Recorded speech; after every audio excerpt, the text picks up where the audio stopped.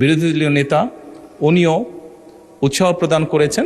মাননীয় স্পিকার, যে বিষয়ের উপরে আমাকে ধন্যবাদ জানানো হয়েছে এই সংসদের পক্ষ থেকে, তার জন্য আমি আন্তরিকভাবে কৃতজ্ঞ এবং আন্তরিকভাবে সকল সদস্যকে ধন্যবাদ জানাচ্ছি।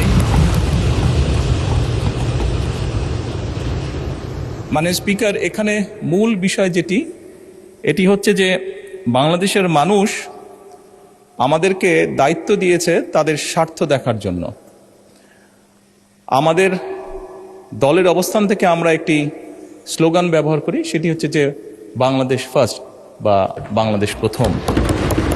আমি যে কাজটি করার চেষ্টা করেছি মাননীয় স্পিকার, আমি আমার অবস্থান থেকে আমি আমার দেশের মানুষের স্বার্থ নিয়ে কথা বলার এবং সেই স্বার্থ রক্ষা করার চেষ্টা করেছি মাননীয় স্পিকার।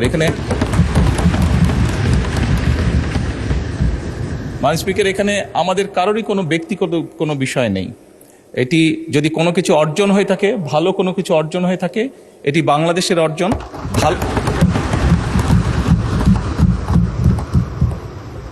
এই সফরের মাধ্যমে যদি দেশের মানুষের কোনো অর্জন হয়ে থাকে, সেটি এই দেশের মানুষের অর্জন মাননীয় স্পিকার।